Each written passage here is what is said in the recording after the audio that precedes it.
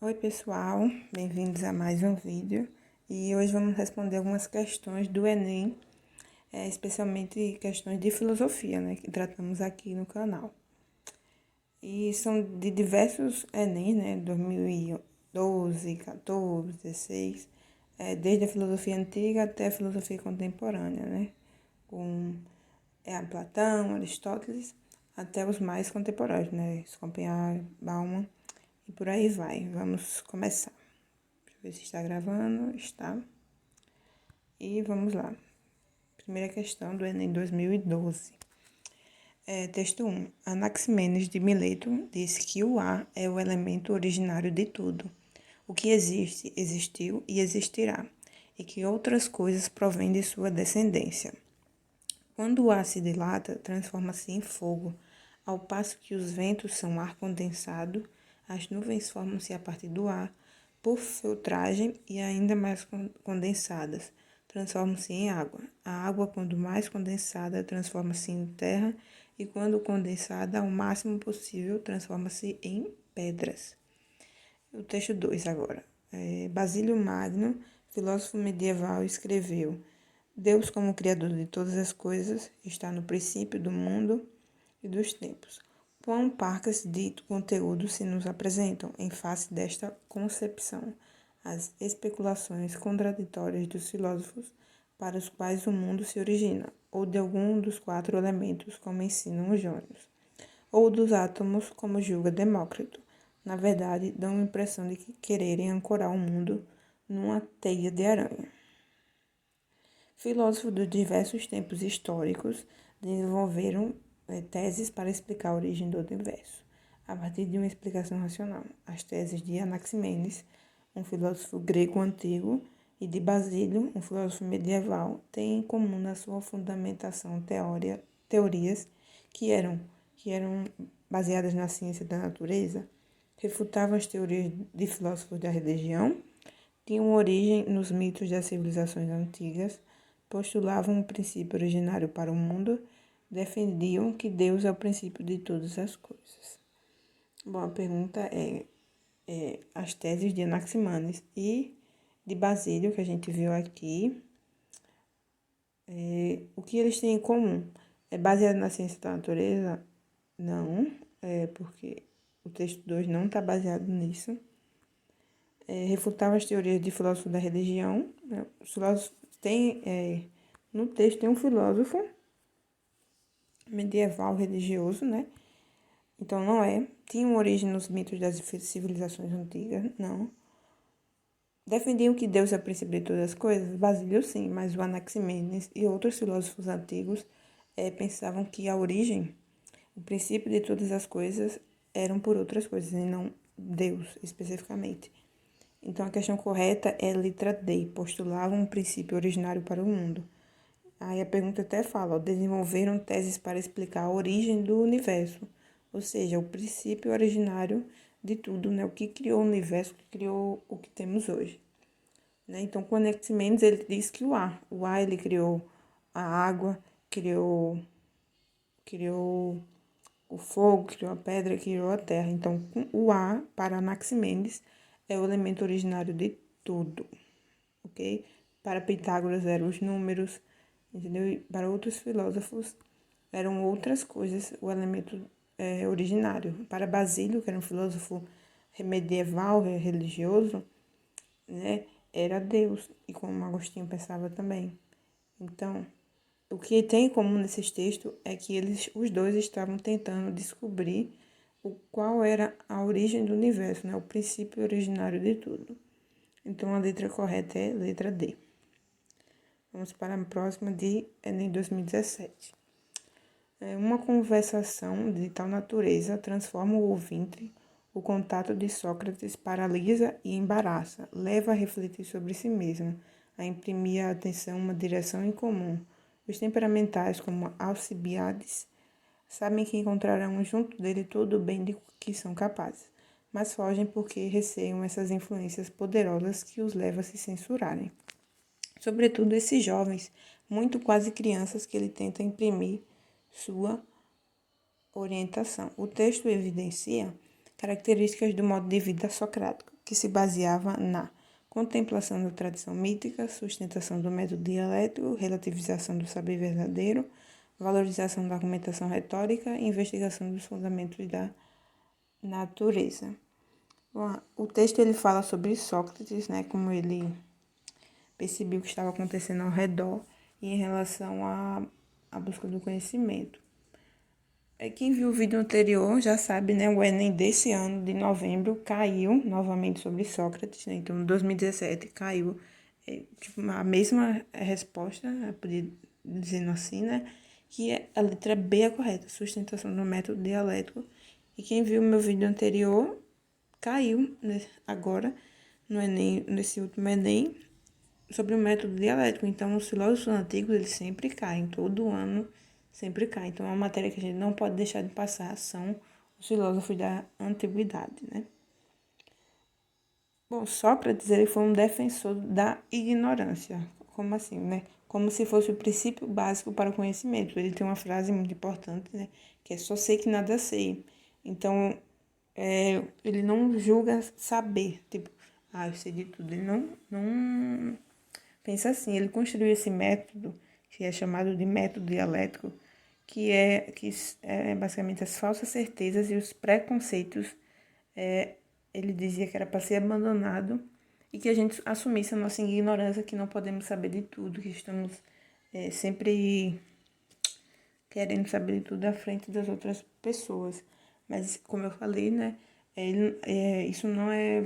A gente não pode ver isso como algo ruim, mas a gente reconhecer nossa ignorância e buscar o conhecimento, buscar saber de verdade. Ok? Então, a resposta certa é B. Outra questão. Para Platão, o que havia de verdadeiro em Parmênides era que o objeto de conhecimento é um objeto de razão e não de sensação, e era preciso estabelecer uma relação entre objeto racional e objeto sensível ou material que privilegiasse o primeiro em detrimento do segundo. Lenta, mas irresistivelmente a doutrina das ideias formava-se em sua mente. O texto faz referência à relação entre razão e sensação, um aspecto essencial da doutrina das ideias de Platão.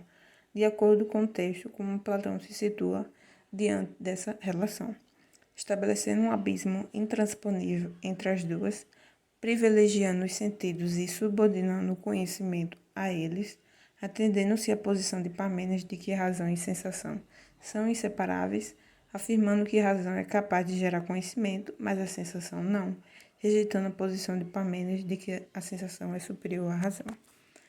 Bom, lendo o texto, né, já dava para responder, mesmo sem saber nada de Platão. Ok? Mas Platão ele ficou muito conhecido com a sua filosofia dos dois mundos. Né? Ele acreditava que existiam dois mundos. O mundo das ideias, ou o mundo inteligível, que para ele era um mundo verdadeiro, eterno, que era puro, que tinha as verdadeiras coisas, a essência das coisas. E o outro mundo, que é o que vivemos, que é o mundo dos sentidos, ou o mundo sensível, né?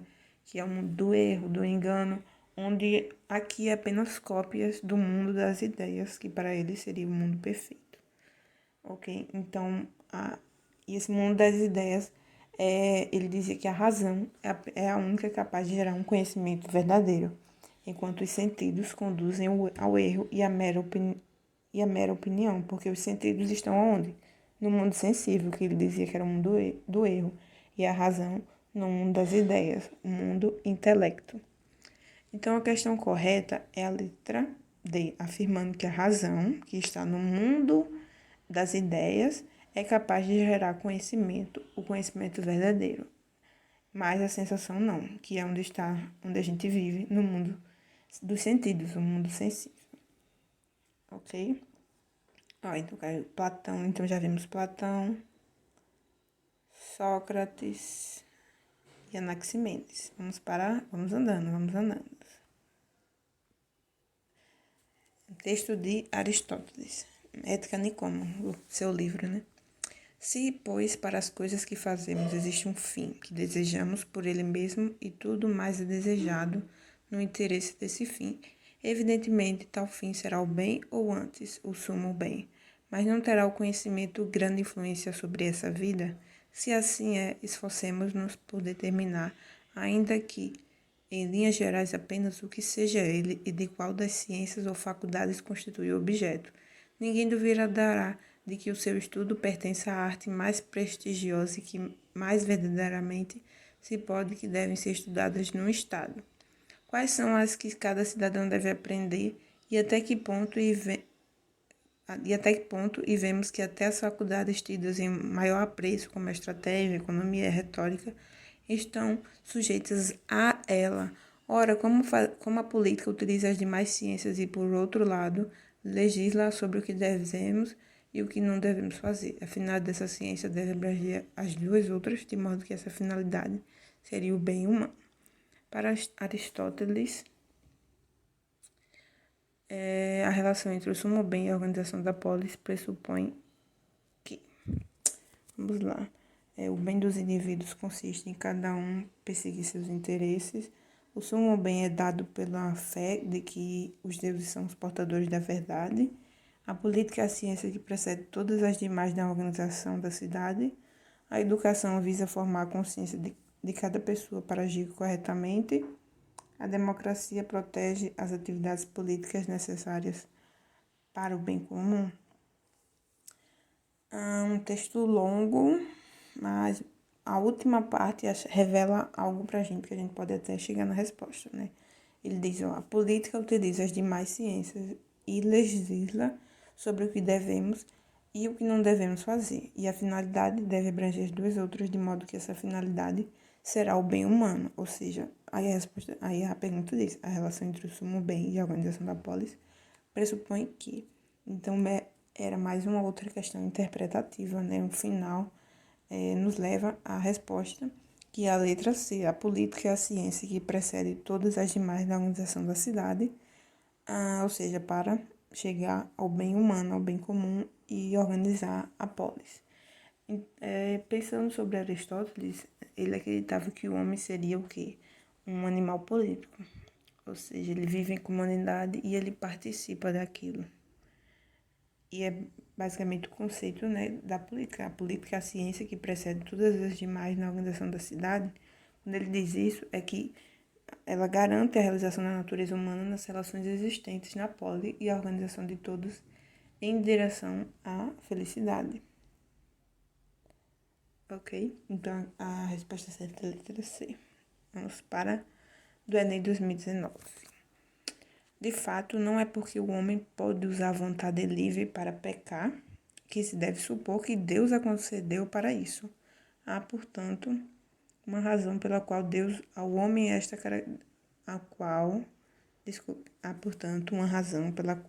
deu ao homem esta característica, pois sem ela não poderia viver e agir corretamente.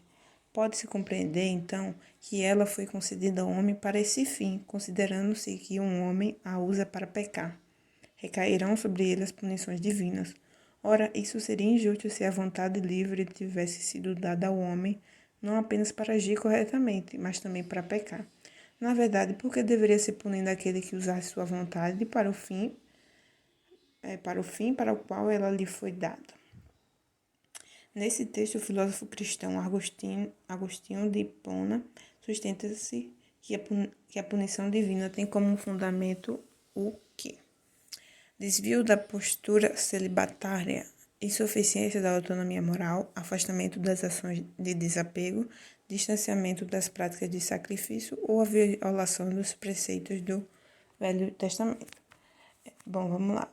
Santo Agostinho, como era chamado também, ele dizia que Deus dotou os seres humanos de autonomia. E a finalidade dessa dádiva, dessa autonomia, é a possibilidade de agir livremente e em conformidade com seus ensinamentos, segundo ele. Mas não para pecar. Só porque tem um pecado, que as pessoas pensam, né, que tem um pecado, as pessoas devem pecar porque imaginou que Deus quer que ela faça aquilo. Mas Agostinho diz que não, que deve seguir conforme os ensinamentos. Ele dizia que o pecado é um efeito da capacidade humana de falhar no uso de sua liberdade. Então, quando ele diz isso, que o pecado é a capacidade humana de falhar no uso de sua liberdade, nos leva à resposta B, insuficiência da autonomia moral. Ou seja, a autonomia moral ficou em falha, que aí pecamos, entendeu? Então, presta conta de seus erros e assumir possível punição de Deus por causa dessa insuficiência da sua autonomia moral que você não teve, né? Você falhou porque não foi em conformidade com seus ensinamentos, né? Segundo, repetindo, Agostinho de Hipona, não teve uma autonomia moral para não fazer aquilo. Ok? Então, a resposta é letra B, né? Do ano retrasado, essa questão. Agostinho cai muito, viu, no Enem, filosofia medieval. Agostinho, São Tomás de Aquino. Então, a gente fica focando na filosofia moderna, contemporânea, só que estudar a antiga, a medieval, é muito importante, ok? Vamos para Enem 2013. Nasce daqui uma questão. Se vale mais ser amado que temido ou temido que amado? Responde-se que ambas as coisas seriam de desejar. Mas por que é difícil juntá-las? É muito mais seguro ser temido que amado. Quando haja de faltar uma das duas, porque dos homens, que se pode dizer, de uma maneira geral, que são ingratos, volúveis, simuladores, covardes e ávidos de lucro, e enquanto lhes fazem bem, são inteiramente teus. Oferecem-te ao sangue, os bens, a vida e os filhos. Quando, como assim disse, o perigo está longe, mas quando ele chega, revoltam-se. A partir da análise histórica do comportamento humano em suas relações sociais e políticas, Maquiavel define o homem como ser moído de virtude, possuidor de fortuna, guiado por interesses, naturalmente racional, sociável por natureza. O Maquiavel, a maioria das pessoas conhece, né? Ficou famoso com o seu livro Príncipe, né? É um livro difícil de entender, mas acaba aprendendo. Segundo ele, no texto, vamos pelo texto, né? Ele dizia: os homens, pode dizer, de uma maneira geral, que são ingratos, volúveis, simuladores, covardes e ávidos de lucro. Mas quando a gente faz o bem, a gente dá as coisas, são as melhores pessoas, né? E o mundo tá cheio disso. Quando você, você faz as coisas pela pessoa, pronto. Ela trata bem. Mas se você deixar de fazer aquilo, já virou a cara pra você, né? Bom, como eu falei, Maquiavel tem um livro, O Príncipe, e ele fala, né, sobre a moral, a política. E diz que o indivíduo e nesse livro ele diz que o indivíduo é guiado por interesses. E aí nos leva à resposta C, né? Guiado por interesses, de modo que suas ações são imprevisíveis e inconstantes, né? E para o bem de todos é preferível que um governo seja temido e amado, né? Porque são imprevisíveis e inconstantes, né? Você fazendo um bem para aquela pessoa, mas quando você faz, você deixa de fazer, você já não pode mais confiar nela, né? Então, a letra C é a correta, guiado por interesses, de modo que suas ações são imprevisíveis e inconstantes, porque as pessoas são imprevisíveis e inconstantes, né? Vamos para a próxima. Enem 2019, outra questão de Maquiavel, né? Essa aqui é 2013, aí 2019 apareceu de novo. Para Maquiavel, quando o homem decide dizer a verdade, pondo em risco a própria integridade física, tal resolução diz respeito apenas à sua pessoa. Mas se esse mesmo homem é um chefe de Estado, os critérios pessoais não são mais adequados para decidir sobre as ações cujas consequências se tornam tão amplas, já que o prejuízo não será apenas individual, mas coletivo, né? O seu reino todo. Nesse caso, conforme as circunstâncias e os fins a serem atingidos, posso decidir que o melhor para o bem comum seja mentir.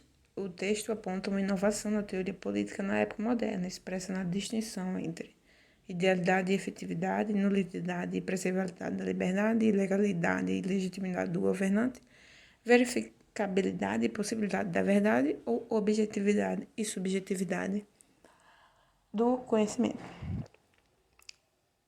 Bom, a questão correta é a idealidade e efetividade da moral.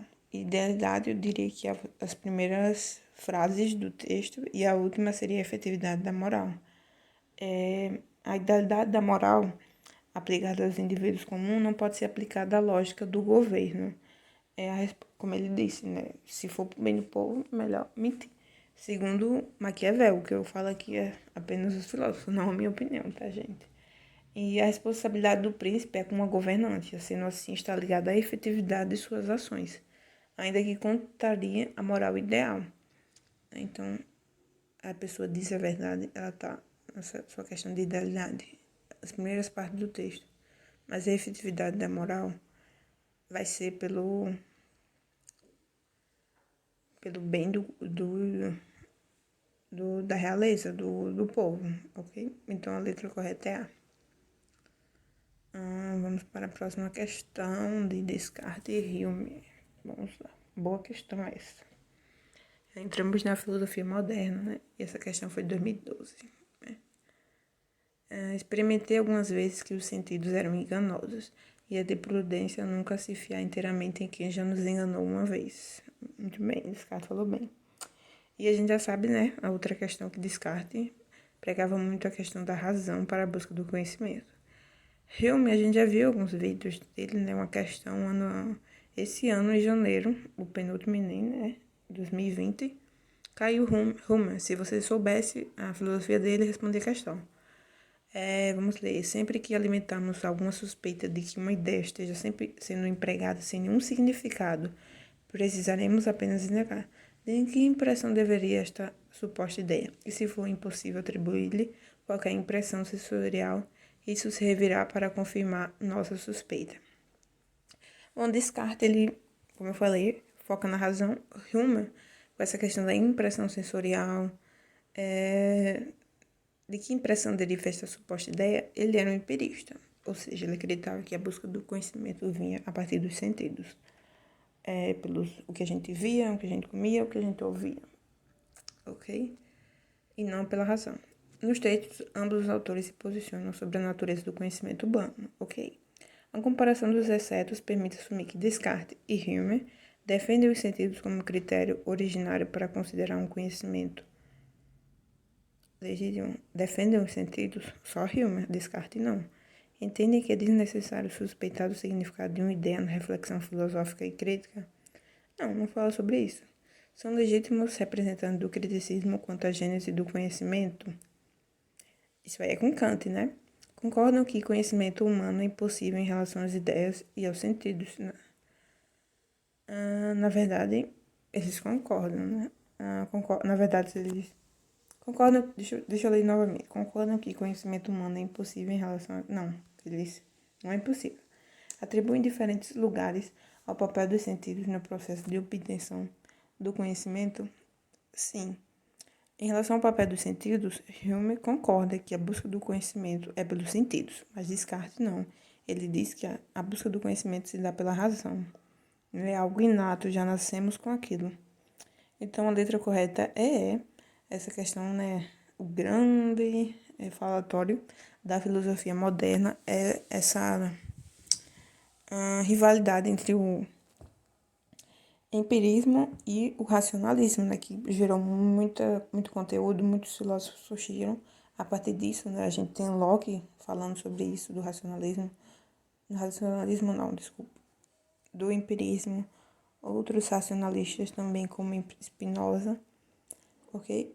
Então, e depois vem Kant com o seu criticismo, né, analisando as duas e dizendo, né, para nós que as duas são importantes, que se complementam, e a gente vai ver algumas questões dele aqui. Então, a letra correta é E, né? Filosofia moderna. Nem 2019, né? 2012 para 2019. Vamos lá. Considero apropriado deter-me algum tempo na contemplação deste. Descarte de novo, meu Deus. Considero apropriado deter-me algum tempo na contemplação deste Deus todo perfeito, ponderar totalmente a vontade de seus maravilhosos atributos, considerar, admirar e adorar a incomparável beleza dessa imensa luz. Qual será a forma mais razoável de entender como é o mundo?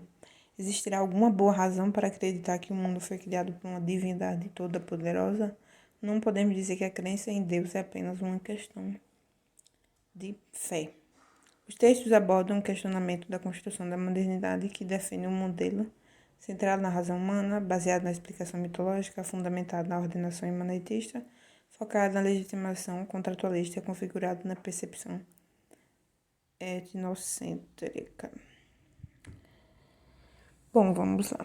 A resposta correta é A, centrada na razão humana. Aí, essa questão da razão, a gente já fica assim, meio atencioso por causa de Descartes, que a gente já viu aqui, falamos agora dele.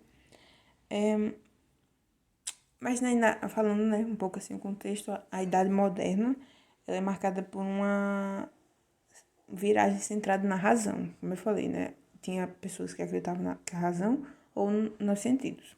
E o pensamento de Descartes marca essa transição. O ser humano, com razão, ele é capaz de conhecer todos os aspectos da criação divina, né? Então para Descartes, Deus, ele poderia, para ele, Deus existia e ele usou métodos para isso, usando a razão para provar a existência de Deus. E o texto 2, ele complementa isso. Ele diz assim, não podemos dizer que a crença em Deus é apenas uma questão de fé, mas uma questão de razão, que a gente pode... o texto 2, ele mostra um avanço na racionalização que coloca em questão as bases para o conhecimento racional. Então, é mais que uma questão de fé, é uma questão de usar a razão para dizer que Deus realmente existe, ok? Então, a resposta certa é centrada na razão humana, esse questionamento sobre Deus. Em 2019. Vamos andando. Deixa eu ver aqui. Ok. Respondemos essa, vamos para 2019 também. Dizem que Humboldt, naturalista do século XIX, maravilhado pela geografia, flora e fauna da região sul-americana, via seus habitantes como se fossem mendigos, sentados sobre um saco de ouro, referindo-se às suas incomensuráveis riquezas naturais não exploradas. De alguma maneira, o cientista ratificou nosso papel de exportadores de natureza no que seria o mundo depois da colonização ibérica. Enxergou-nos como territórios condenados a aproveitar os recursos naturais existentes. A relação entre ser humano e natureza ressaltada no texto refletia a permanência da seguinte corrente filosófica: relativismo cognitivo, materialismo dialético, racionalismo cartesiano, pluralismo epistemológico, existencialismo fenomenológico. Vamos lá. A relação entre o ser humano e a natureza ressaltada no texto refletia a permanência da seguinte corrente filosófica. No texto ele critica, né, que ele fala assim, cadê? Como se fossem mendigos sentados sobre um saco de ouro, referindo-se às suas incomensuráveis riquezas naturais não exploradas. De alguma maneira, o cientista articulou nosso papel de portadores de natureza no que seria o mundo depois da colonização ibérica. Bom, a resposta correta é C, o racionalismo cartesiano de Descartes, né, que usa a razão, né, para essa questão da razão, mas uma questão disso é como eu falei, a razão é a maior das faculdades humanas e a origem do conhecimento.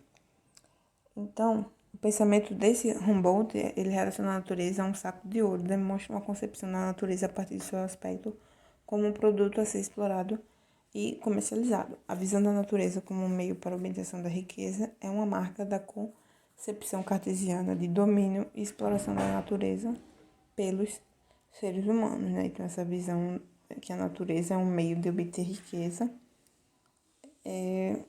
tem a ver com o racionalismo cartesiano, que é a resposta correta. Enem 2013. Bom, vamos lá.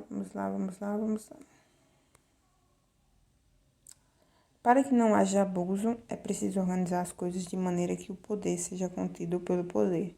Tudo estaria perdido se o mesmo homem ou o mesmo corpo dos princípios, pais ou dos nobres, ou do povo exercesse esses três poderes: o de fazer leis, o de executar as leis e o de julgar os crimes ou as divergências dos indivíduos. Os poderes legislativo, executivo e judiciário atuam de forma independente para a efetivação da liberdade, sendo que esta não existe se uma mesma pessoa ou grupo exercer os referidos poderes concomitantemente, né? Ok. Montesquieu, o que criou, né, legislativo, executivo e judiciário, os três poderes. A divisão e a independência entre os poderes são condições necessárias para que possa haver liberdade em um estudo.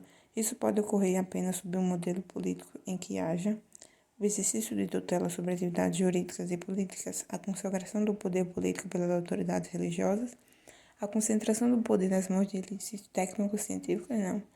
Estabelecimento dos limites aos atores públicos e às instituições do governo, reunião das funções de legislar, julgar e executar nas mãos de um governo eleito.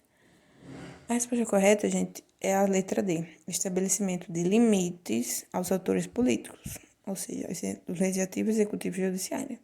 Nele diz assim: o poder deve conter o poder e as instituições do governo. Porque Maquiavel defendia a ideia da tripartição do poder, ou seja, que tivesse limites, as pessoas que estavam no comando tivessem limites de seus poderes para não fazer o que quiser e ter uma possível tirania. Então, essa tripartição era justamente isso, da letra D. Limites aos atores públicos e às instituições do governo, ok? Montesquieu, um grande sábio da política. E em 2018, a gente vai parar aqui, a parte 1 desse vídeo. Aí, depois vocês vão para a parte 2, ok? Obrigada por assistir até aqui. E vá assistir a parte 2, tá? Até lá.